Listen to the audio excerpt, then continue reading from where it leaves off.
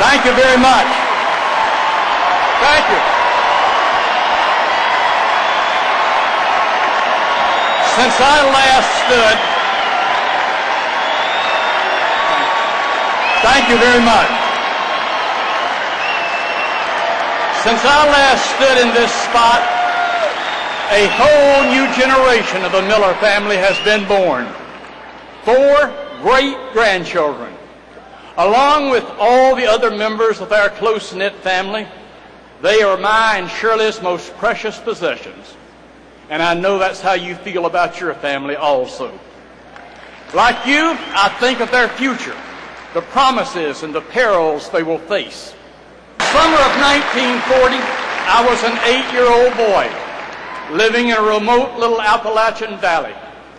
Our country was not yet at war, but even we children knew that there were some crazy men across the ocean who would kill us if they could. President Roosevelt, in a speech that summer, told America, all private plans, all private lives have been, in a sense, repealed by an overriding public danger.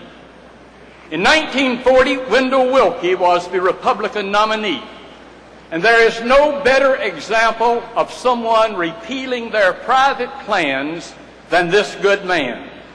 He gave Roosevelt the critical support he needed for a peacetime draft, an unpopular idea at the time. And he made it clear that he would rather lose the election than make national security a partisan campaign issue. Shortly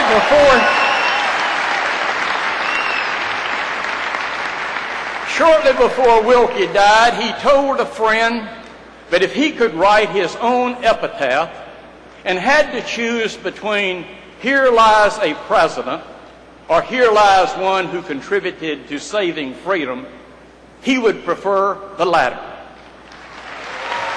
Where are such statesmen today? Where is the bipartisanship in this country when we need it most? Today,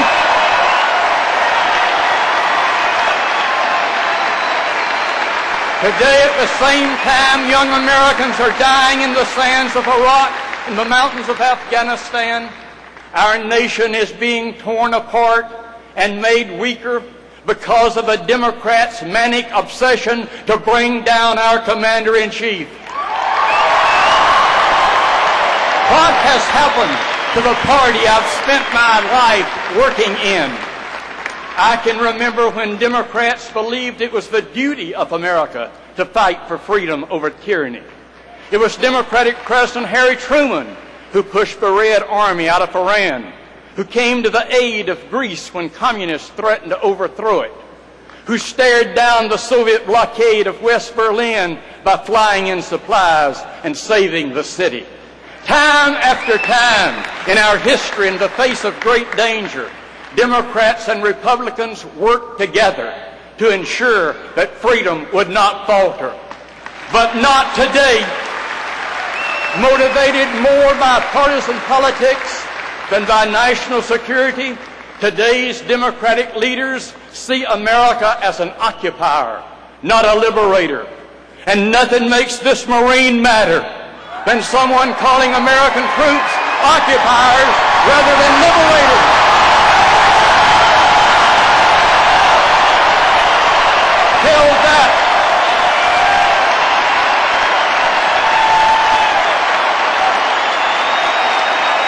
Tell that to the one half of Europe that was free because Franklin Roosevelt led an army of liberators, not occupiers.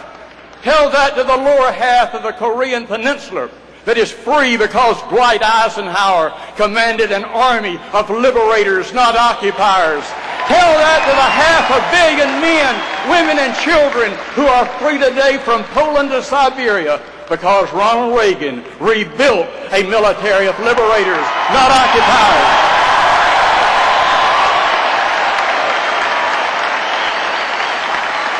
Never in the history of the world has any soldier sacrificed more for the freedom and liberty of total strangers than the American soldier.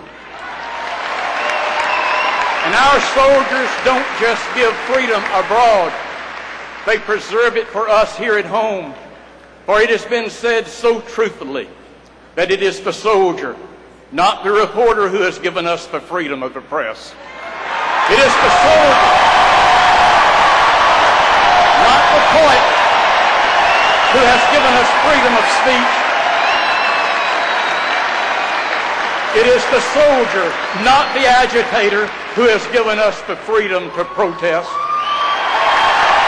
It is the soldier who salutes the flag, serves beneath the flag, whose coffin is draped by the flag, who gives that protester the freedom he abuses to burn that flag.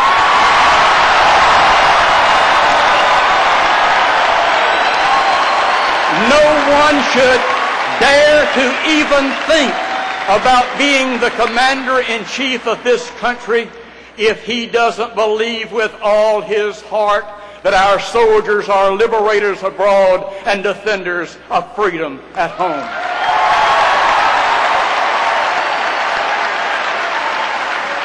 But don't waste your breath telling that to the leaders of my party today. In their warped way of thinking, America is the problem, not the solution. They don't believe there's any real danger in the world except that which America brings upon itself through our clumsy and misguided foreign policy. It is not their patriotism, it is their judgment that has been so sorely lacking. They claimed Carter's pacifism would lead to peace. They were wrong. They claimed Reagan's defense build-up would lead to war. They were wrong. And no pair has been more wrong, more loudly, more often than the two senators from Massachusetts, Ted Kennedy and John Kerry.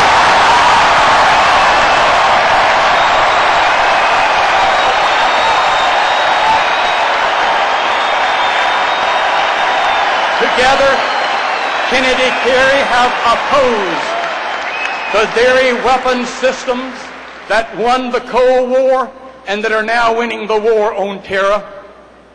Listing all the weapons systems that Senator Kerry tried his best to shut down sounds like an auctioneer selling off our national security. But Americans need to know the facts. The B-1 bomber that Senator Kerry opposed dropped 40% of the bombs in the first 6 months of enduring freedom. The B-2 bomber that Senator Kerry opposed delivered airstrikes against the Taliban in Afghanistan and Hussein's command post in Iraq. The F-14A Tomcats that Senator Kerry opposed shot down Gaddafi's Libyan MiGs over the Gulf of Sidra. The modernized F-14D that Senator Kerry opposed delivered missile strikes against Tora Bora. The Apache helicopter that Senator Kerry opposed took out those Republican Guard tanks in Kuwait in the Gulf War. The F-15 Eagles that Senator Kerry opposed flew cover over our nation's capital and this very city after 9/11. I could go on and on and on. Against the Patriot missile that shot down Saddam Hussein's Scud missiles over Israel, against the Aegis air defense cruiser, against the Strategic Defense Initiative, against the Trident missile, against. This is the man who wants to be the commander-in-chief of the U.S. Armed Forces? U.S. forces armed with what? Spitballs?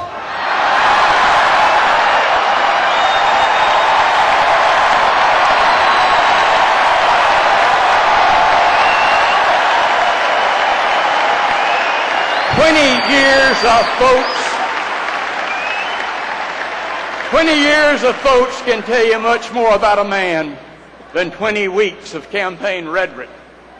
Campaign talk tells people who you want them to think you are. How you vote tells people who you really are deep inside.